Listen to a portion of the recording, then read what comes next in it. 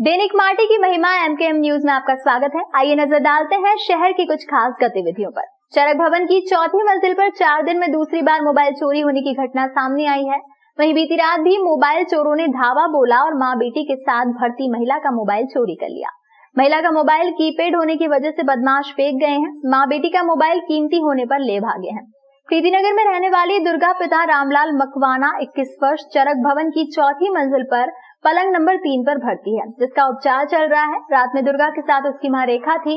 देर रात दोनों की नींद लगने के बाद मोबाइल गायब हो गए। दुर्गा के पास वीवो कंपनी का 18,000 कीमत का मोबाइल था, वहीं मां के पास ओप्पो कंपनी का 13,000 कीमत का मोबाइल रखा हुआ था। मोबाइल नहीं मिलने पर वार्ड में तलाश की गई।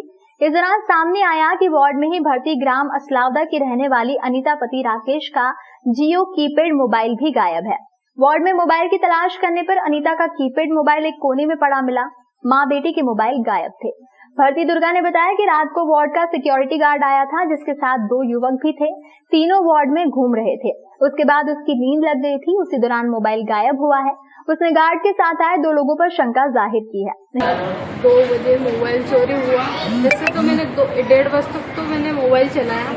उसके बाद मैं मोबाइल बंद करके मैं सो गई थी और उसके बाद एक गार्ड आया था, उसके साथ 2 और भी थे कोई, तो उधर बाथरूम की तरफ वो गए थे और वो गार्ड आया था इधर अंदर, तो उसने लाइट भी चालू करी। उसके बाद फिर ये गेट भी लगाया और गेट लगाने के बाद पता नहीं मैं भी सो गई। उसके बाद मोबाइल चोरी हो गया और एक 18,000 का मोबाइल था और एक 13,000 का था और मोबाइल के कवर में 4,000 रुपये रखे थे। 4 दिन पहले ही इसी वार्ड में अरुण सोनगरा निवासी गुरला का मोबाइल भी चोरी हो गया था। अरुण ने इसकी शिकायत कोतवाली थाने पर की है। वहीं जब अरुण ने स्टाफ प्रबंधन को सूचना दी तो स्टाफ प्रबंधन ने बताया कि ये तो आए दिन के मसले हैं, अगर ऐसे ही आपके मोबाइल का ध्यान रखेंगे तो मरीजों पर ध्यान कौन देगा।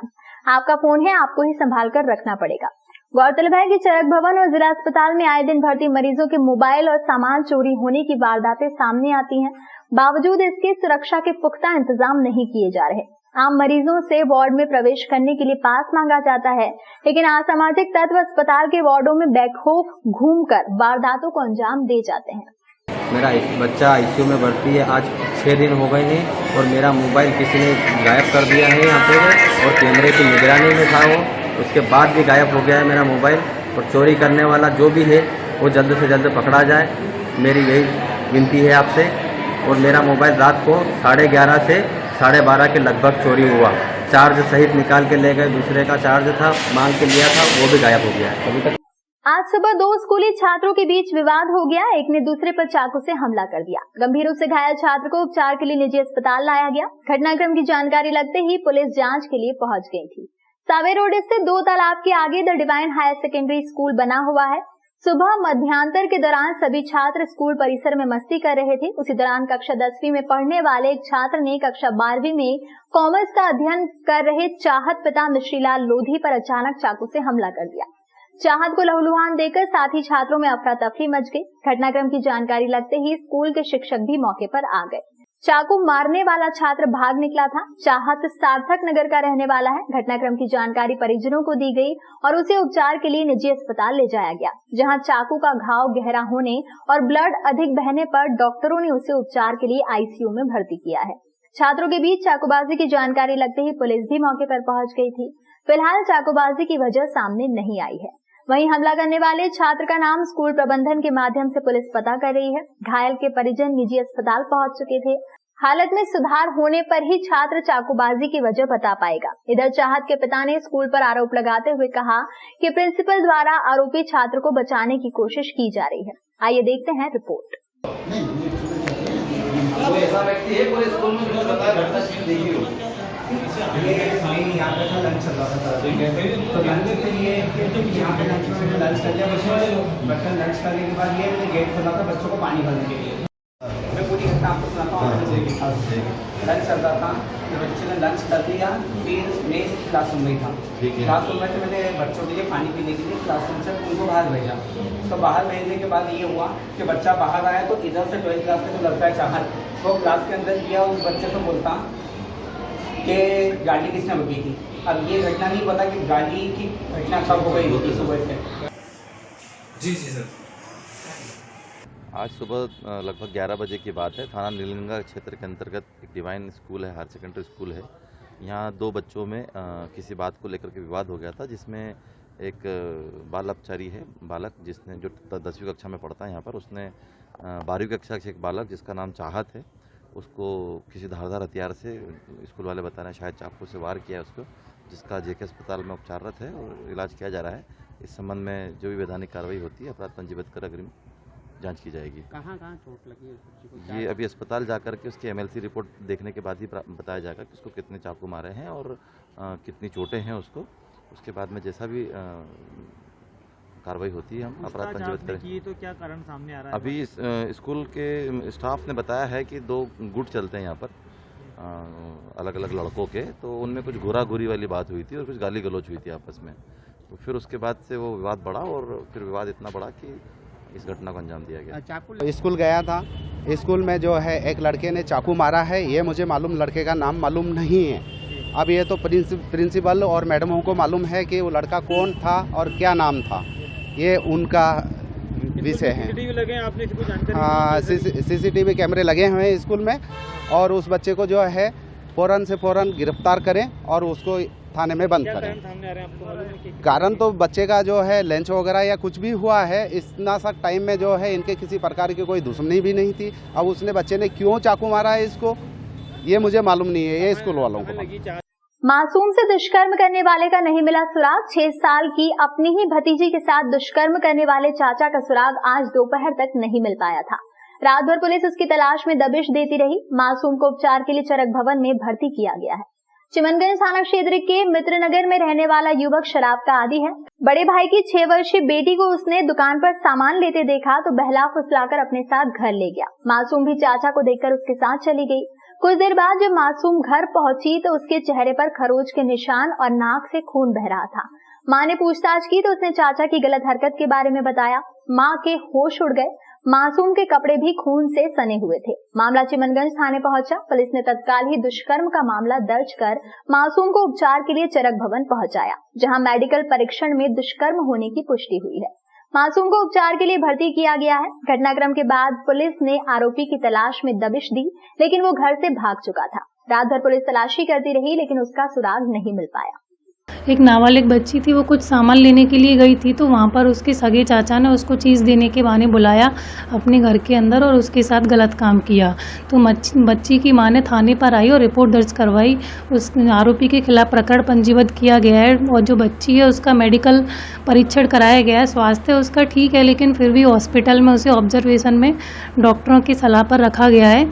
आरोपी की तलाश की जा रही है। ईद उल जुहा पर्व पर नमाज अदा करने के लिए इंदिरानगर स्थित ईदगाह पर रंग रोगन कर बारिश से बचाव के लिए टीन शेड लगाया गया है। इस्लाम धर्म में बकरीद का प्रमुख त्योहार होता है और इसे ईद उल जुहा के नाम से जाना जाता है। इस्लामिक कैलेंडर के अनुसार ईद उल जुहा का पर्व 10 जुलाई रविवार के दिन मनाया जाएगा। ऐसी मान्यता है कि ये पवित्र त्योहार रमजान महीने के खत्म होने के 70 दिन बाद मनाया जाता है। समाजजन इसका बेसब्री से इंतजार कर रहे हैं। उज्जैन में इंदिरानगर स्थित ईदगाह पर नमाज अदा की जाएगी। त्योहारों को लेकर ईदगाह पर तैयारी जोरों पर है। यहाँ आकर्षक रंग रोगन किया गया है। बारिश से बचाव के लिए टीन शेड लगाया जाएगा। इसके साथ ही कीचड़ और गड्ढे से बचाव के उपाय किए गए हैं। 10 तारीख को ईद उल जुहा का त्यौहार है। मुस्लिम समाज का एक बड़ा त्यौहार है, जिसकी नमाज ईदगाह पर 9:15 बजे अदा की जाएगी। क्योंकि बारिश का मौसम है तो बहुत सारी वहाँ पर दिक्कतें आ रही हैं, जिससे वहाँ पर सुधार चल रहा है। मुस्लिम समाज सभी तरीके से नमाज़ पढ़ सकें, अच्छे से नमाज़ पढ़ सकें, इसलिए वहाँ पर टीन शेड डाला जा रहा है, रंग रोगन किया जा रहा है। कुछ बारिश के कारण वहाँ पर गड्ढे हो गए थे, जिसको पूर्ण रूप से भरवा दिए गए हैं, ताकि मुस्लिम समाज को नमाज़ पढ़ने में कोई तकलीफ ना हो और उनको कोई परेशानी ना आए। भगवान गणेश, देवी ललिता, त्रिपुरी सुंदरी की विशाल मूर्ति, लक्ष्मीनारायण समेत शिव पंचायत की हुई प्रतिष्ठा। 5 दिवसीय शिव परिवार की दिव्य देव मूर्तियों की प्राण प्रतिष्ठा महोत्सव संपन्न। नरसिंहघाट के समीप स्थित श्री शंकराचार्य मठ में आयोजित 5 दिवसीय शिव परिवार की दिव्य देव मूर्तियों की प्राण प्रतिष्ठा महोत्सव संपन्न हुआ। भगवान गणेश तथा देवी ललिता त्रिपुरा सुंदरी की विशाल दिव्य मूर्ति तथा लक्ष्मी नारायण समेत शिव पंचायतन की प्रतिष्ठा स्थापना सुखपूर्वक की गई। मठ के अध्यक्ष दक्षिणामूर्ति पीठाधीश्वर आचार्य स्वामी पुष्यानंद गिरी महाराज के मार्गदर्शन में कार्यक्रम संपन्न हुआ।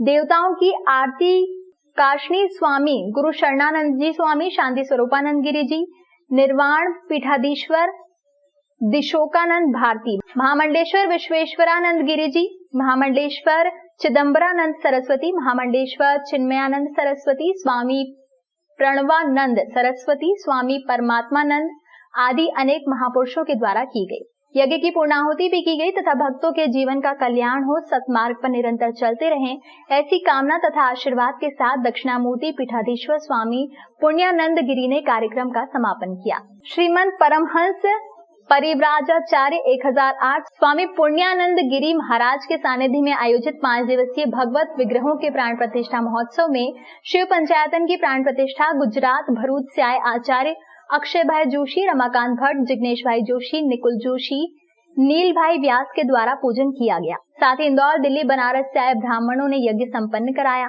महोत्सव में संत सम्मेलन हुआ जिसमें संतों ने आशीर्वचन दिए। शंकराचार्य कार्य व्यवस्थापक समिति के सुभाष गोयल, यदुनंदन महेश्वरी, पवन महेश्वरी ने महोत्सव सानंद संपन्न होने पर आभार व्यक्त किया।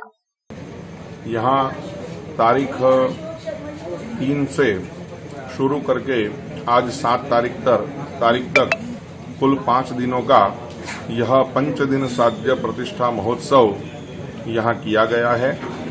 भगवान का नाम गुरु महाराज ने दिया है श्री आदर्श कल्पे कल्याणेश्वर महादेव।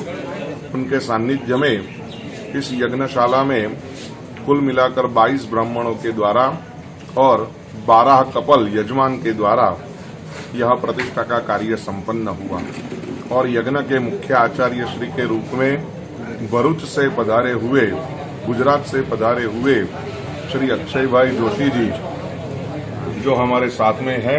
ये आयोजन 3 तारीख से संपन्न हुआ था। आज इसका समापन हुआ है। विधिवत ब्राह्मणों के द्वारा जो बाहर से आए पूरे ब्राह्मण, उनके सानिध्य में ये यज्ञशाला में यज्ञ हवन हुआ है। प्राण प्रतिष्ठा मूर्तियों की हुई है और ये हमारे ये आश्रम शंकराचार्य मठ जिनके अध्यक्ष, जिनके हमारे गुरुदेव परम पूज्य आदरणीय सम्मानीय हमारे आचार्य दक्षिणामूर्ति पीठाधीश्वर परम पूज्य पुण्यानंद गिरी जी महाराज के सानिध्य में हुआ है और उन्हीं के आशीर्वाद से ये कार्य संपन्न हुआ है। आप देखेंगे इतनी विशालकाय गणेश जी की मूर्ति है, नंदी इतने बड़े हैं, साथ में भगवती देवी ललिता देवी, जिसकी ललिता देवी है, इतनी बड़ी बड़ी मूर्तियाँ। मुझे ऐसा लगता है कि ऐसी विशाल मूर्ति उज्जैन में मैंने कभी देखी नहीं है।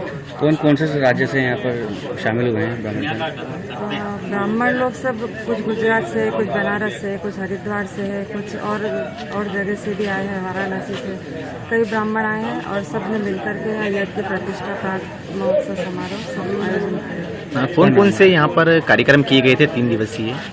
3 तारीख से 7 तारीख तक ये कार्यक्रम हुआ था। उसमें जैसे भगवान को शैया में सुलाया गया था, भगवान को पुष्पों से सुलाया गया था, भगवान को अनाज पे सुलाया गया था और विधिवत जो उनके कहते हैं जो परंपरागत जो इनका चलता है भगवान का प्राण प्रतिष्ठा में, वो सब यहाँ पर किया गया।